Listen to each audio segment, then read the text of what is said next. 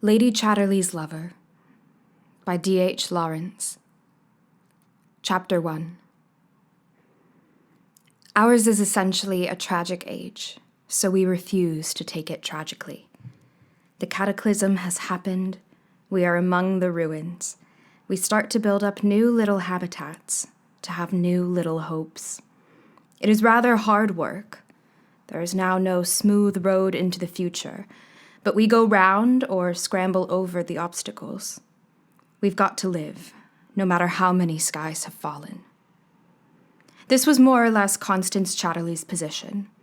The war had brought the roof down over her head, and she had realized that one must live and learn. She married Clifford Chatterley in 1917, when he was home for a month on leave. They had a month's honeymoon. Then he went back to Flanders, to be shipped over to England again 6 months later, more or less in bits.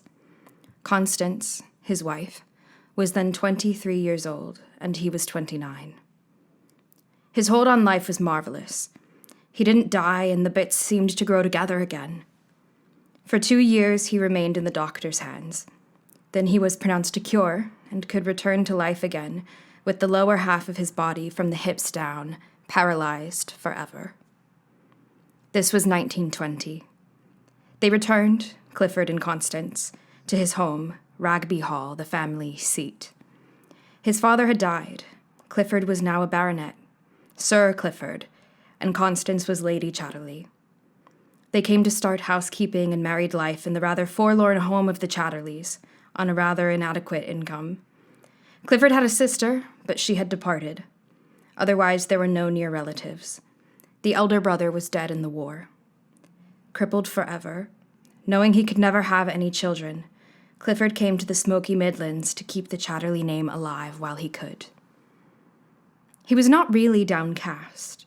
He could wheel himself about in a wheeled chair, and he had a bath chair with a small motor attachment, so he could drive himself slowly around the garden and into the fine, melancholy park of which he was really so proud, though he pretended to be flippant about it. Having suffered so much, the capacity for suffering had to some extent left him. He remained strange and bright and cheerful, almost, one might say, chirpy, with his ruddy, healthy-looking face and his pale blue, challenging, bright eyes. His shoulders were broad and strong. His hands were very strong. He was expensively tailored in London, and wore handsome neckties from Bond Street. Yet still in his face one saw the watchful look, the slight vacancy, too, of a cripple. He had so very nearly lost his life that what remained to him was inordinately precious to him. It was obvious in the anxious brightness of his eyes how proud he was, after the great shock of being alive. But he had been so much hurt. Something inside him had perished. Some of his feelings were gone. There was a blank of insentience. Constance, his wife, was a ruddy, country-looking girl with soft brown hair and sturdy body and slow movements full of unused energy. She had big, wondering blue eyes and a soft, mild voice, and seemed to have just come from her native village. It was not so at all. Her father was the once well-known R.A., old Sir Malcolm Reed. Her mother had been one of the cultured Fabians in the palmy, rather pre-Raphaelite days.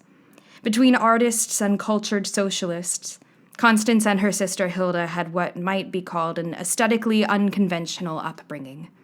They had been taken to Paris and Florence and Rome to breathe in art, and they had been taken in the other direction to The Hague and Berlin, to great socialist conventions, where the speakers spoke in every civilized tongue, and no one was abashed. The two girls, therefore, from an early age, were not in the least daunted either by art or ideal politics. It was their natural atmosphere. They were at once cosmopolitan and provincial, with the cosmopolitan provincialism of art that goes with pure social ideals. They had been sent to Dresden at the age of 15 for music, among other things, and they had had a good time there. They lived freely among the students. They argued with the men over philosophical and sociological and artistic matters. They were just as good as men themselves, only better because they were women. and they tramped off to the forests with sturdy youths bearing guitars. Twang, twang, they sang the Wandervogel songs, and they were free. Free! That was the great word. Out in the open world, out in the forests of the morning, with lusty and splendid-throated young fellows, free to do as they liked, and above all, to say what they liked. It was the talk that mattered supremely, the impassioned interchange of talk. Love was only a minor accompaniment. Both Hilda and Constance had had their tentative love affairs by the time they were 18. The young men with whom they talked so passionately and sang so lustily and camped under the trees in such freedom wanted, of course, the love connection. The girls were doubtful, but then the thing was so much talked about, it was supposed to be so important, and the men were so humble and craving. Why couldn't a girl be queenly and give the gift of herself? So they had given the gift of themselves each to the youth with whom she had the most intimate and subtle arguments. The arguments, the discussions were the great thing. The love-making and connection was only a sort of primitive reversion and a bit of an anticlimax. One was less in love with the boy afterwards, and a little inclined to hate him, as if he had trespassed on one's privacy and inner freedom. For, of course, being a girl, one's whole dignity and meaning in life consisted in the achievement of an absolute, a perfect, a pure and royal freedom. What else did a girl's life mean? To shake off the old and sordid connections and subjections. And however one might sentimentalize it, this sex business was one of the most ancient sordid connections and subjections. Poets who glorified it were mostly men. Women had always known there was something better, something higher. And now they knew it more definitely than ever. The beautiful, pure freedom of a woman was infinitely more wonderful than any sexual love. The only unfortunate thing was that men lagged so far behind women in the matter. They insisted on the sex thing like dogs. And a woman had to yield.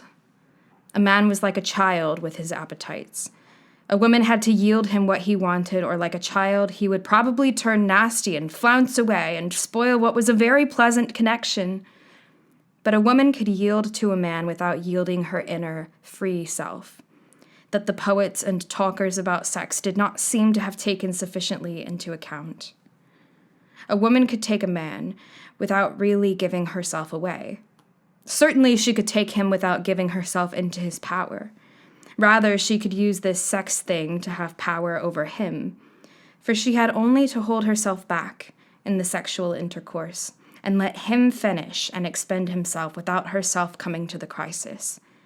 And then she could prolong the connection and achieve her orgasm and her crisis while he was merely a tool. Both sisters had had their love experiences by the time the war came and they were hurried home. Neither was ever in love with a young man unless he and she were verbally very near. That is, unless they were profoundly interested, talking to one another. The amazing, the profound, the unbelievable thrill there was in passionately talking to some really clever young man by the hour, resuming day after day for months. This they had never realized till it happened. The paradisal promise, "Thou shalt have men to talk to," had never been uttered. It was fulfilled before they knew what a promise it was. And if, after the roused intimacy of these vivid and soul-enlightening discussions, the sex thing became more or less inevitable, then let it. It marked the end of a chapter. It had a thrill of its own, too. A queer, vibrating thrill inside the body. A final spasm of self-assertion, like the last word, exciting, and very like the row of asterisks that can be put to show the end of a paragraph, and a break in the theme. When the girls came home for the summer holiday of 1913, when Hilda was 20 and Connie 18, their father could see plainly that they had had the love experience. L'amour avait passé par là, as somebody puts it. But he was a man of experience himself, and let life take its course. As for the mother, a nervous invalid in the last months of her life, she only wanted her girls to be free and to fulfill themselves. She herself had never been able to be altogether herself. It had been denied her. Heaven knows why, for she was a woman who had her own income and her own way. She blamed her husband. But as a matter of fact, it was some old impression of authority on her mind or soul that she could not get rid of. It had nothing to do with Sir Malcolm, who left his nervously hostile, highly spiritual wife to rule her own roost, while he went his own way. So the girls were free, and went back to Dresden and their music and the university and the young men. They loved their respective young men, and their respective young men loved them with all the passion of mental attraction. All the wonderful things the young men thought and expressed and wrote, they thought and expressed and wrote for their young women. Connie's young man was musical, Hilda's was technical, but they simply lived for their young women. In their minds and their mental excitement, that is. Somewhere else, they were a little rebuffed, though they did not know it. It was obvious in them, too, that love had gone through them. That is, the physical experience. It is curious what a subtle but unmistakable transmutation it makes, both in the body of man and woman. The woman more blooming, more subtly rounded, her young angularity softened, and her expression either anxious or triumphant. And the man much quieter, more inward, the very shapes of his shoulders and his buttocks less assertive, more hesitant. In the actual sex thrill within the body, the sisters nearly succumbed to the strange male power. But quickly they recovered themselves, took the sex thrill as a sensation, and remained free. Whereas the men, in gratitude to the woman for the sex experience, let their souls go out to her. And afterwards looked rather as if they had lost a shilling and found sixpence. Connie's man could be a bit sulky and Hilda's a bit jeering. But that is how men are. Ungrateful and never satisfied. When you don't have them, they hate you because you won't. And when you do have them, they hate you again for some other reason. Or for no reason at all, except that they are discontented children and can't be satisfied whatever they get, let a woman do what she may. However, came the war. Hilda and Connie were rushed home again, after having been home already in May, to their mother's funeral. Before the Christmas of 1914, both their German young men were dead, whereupon the sisters wept and loved the young men passionately, but underneath, forgot them. They didn't exist anymore. Both sisters lived in their father's, really their mother's, Kensington house, and mixed with the young Cambridge group, the group that stood for freedom and flannel trousers and soft shirts open at the neck, and a well-bred sort of emotional anarchy, and a whispering, murmuring sort of voice, and an ultra-sensitive sort of manner. Hilda, however, suddenly married a man 10 years older than herself, an elder member of the same Cambridge group, a man with a fair amount of money and a comfortable family job in the government. He also wrote philosophical essays. She lived with him in a smallish house in Westminster, and moved in that good sort of society of people in the government who are not tip-toppers but who are, or would be, the real intelligent power in the nation. People who know what they're talking about. Or talk as if they did. Connie did a mild form of war work, and consorted with the flannel, trousers, Cambridge intransigeants who gently mocked at everything so far. Her friend was a Clifford Chatterley, a young man of 22 who had hurried home from Bonn, where he was studying the technicalities of coal mining. He had previously spent 2 years at Cambridge.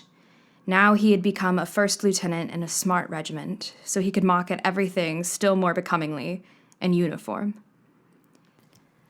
Clifford Chatterley was more upper class than Connie. Connie was the well-to-do intelligentsia, but he was aristocracy. Not the big sort, but still, it. His father was a baronet, and his mother had been a viscount's daughter. But Clifford, while he was better bred than Connie, and more society, was in his own way more provincial and more timid. He was at his ease in the narrow, great world, that is, landed aristocracy society, but He was shy and nervous of all that other big world which consists of the vast hordes of the middle and lower classes and foreigners. If the truth must be told, he was just a bit frightened of the vast hordes of middle and lower class humanity, and of foreigners not of his own class. He was, in some paralyzing way, conscious of his own defenselessness, though he had all the defenses of privilege, which is curious but a phenomenon of our day. Therefore, the peculiar, soft assurance of a girl like Constance Reed fascinated him. She was so much more mistress of herself in that outer world of chaos than he was master of himself. Nevertheless, he too was a rebel, rebelling even against his class. Or perhaps rebel is too strong a word, far too strong. He was only caught in the general popular recoil of the young against convention and against any sort of real authority. Fathers were ridiculous, his own obstinate one supremely so, and governments were ridiculous, our own wait-and-see sort especially so, and armies were ridiculous, and old buffers of generals altogether, the red-faced Kitchener supremely. Even the war was really ridiculous, though it did kill rather a lot of people. In fact, everything was a little ridiculous, or very ridiculous. Certainly everything connected with authority, whether it were in the government or in the army or in the universities, was ridiculous to a degree. And as far as the governing classes made any pretensions to govern, they were ridiculous too. Sir Geoffrey, Clifford's father, was intensely ridiculous, chopping down his trees and weeding men out of his colliery to shove them into the war, and himself being so safe and patriotic, but also spending more money on his country than he'd got. When Miss Chatterley, Emma, came down to London from the Midlands to do some nursing work, she was very witty in a quiet way about Sir Geoffrey and his determined patriotism. Herbert, the elder brother and heir, laughed outright, though it was his trees that were falling for trench props. But Clifford only smiled a little uneasily. Everything was ridiculous, quite true, but when it came too close and oneself became ridiculous too. At least people of a different class, like Connie, were earnest about something. They believed in something. They were rather earnest about the Tommies and the threat of conscription and the shortage of sugar and toffee for the children. In all these things, of course, the authorities were ridiculously at fault, but Clifford could not take it to heart. To him, the authorities were ridiculous ab ovo, not because of toffee or Tommies. And the authorities felt ridiculous, and behaved in a rather ridiculous fashion, as if it were all a Mad Hatter's tea party for a while. Till things developed over there, and Lloyd George came to save the situation over here, and this surpassed even ridicule. The flippant young laughed no more. In 1916, Herbert Chatterley was killed, so Clifford became heir. He was terrified even of this. His importance as son of Sir Geoffrey and child of Ragby, the family house, was so ingrained in him he could never escape it. And yet he knew that this, too, in the eyes of the vast, seething world, was ridiculous. Now he was heir, and responsible for Ragby, old Ragby. Was that not terrible? And also splendid, and at the same time, perhaps, purely absurd. Sir Geoffrey would have none of the absurdity. He was pale and tense, withdrawn in himself, and obstinately determined to save his country and his own position, let it be Lloyd George or who it might. So cut off he was, so divorced from the England that was really England, so utterly incapable, that he even thought well of Horatio Bottomley. He stood for England and Lloyd George as his forebears had stood for England and St. George, and he never knew there was a difference. So Sir Geoffrey felled timber and stood for Lloyd George in England, England and Lloyd George. And he wanted Clifford to marry and produce an heir. Clifford felt his father was a hopeless anachronism, but wherein was he himself any further ahead, except in a wincing sense of the ridiculousness of everything and the paramount ridiculousness of his own position? For willy-nilly he took his baronetcy and Ragby with the last seriousness. The gay excitement had gone out of the war. Dead. Too much death and horror. A man needed support and comfort. A man needed to have an anchor in the safe world. A man needed a wife. The Chatterlys, 2 brothers and a sister, had lived curiously isolated, shut in with one another at Ragby, in spite of all their connections. A sense of isolation intensified the family tie, a sense of the weakness of their position, a sense of defenselessness, in spite of, or perhaps because of, the title and the land. They were cut off from the industrial Midlands in which they passed their lives. And they were cut off from their own class by the brooding, obstinate, shut-up nature of Sir Geoffrey, their father, whom they ridiculed, but whom they were so sensitive about. The 3 had said they would all live together, always. But now Herbert was dead, and Sir Geoffrey wanted Clifford to marry. Sir Geoffrey barely mentioned it, he spoke very little, but his silent, brooding insistence that it should be so was hard for Clifford to bear up against. But Emma said no. She was 10 years older than Clifford, and she felt his marrying would be a desertion and a betrayal of what the young ones of the family had stood for. Clifford married Connie, nevertheless, and had his month's honeymoon with her. It was the terrible year 1917, and they were intimate as 2 people who stand together on a sinking ship. He had been virgin when he married, and the sex part did not mean much to him. They were so close, he and she, apart from that. And Connie exulted a little in this intimacy, which was beyond sex and a man's satisfaction. Clifford, anyhow, was not just keen on his satisfaction, as so many men seemed to be. No. The intimacy was deeper, more personal than that. And sex was merely an accident, or an adjunct, one of the curious, obsolete, organic processes which persisted in its own clumsiness, but was not really necessary. Though Connie did want children, if only to fortify her against her sister-in-law Emma. But early in 1918, Clifford was shipped home smashed, and there was no child. And Sir Geoffrey died of chagrin.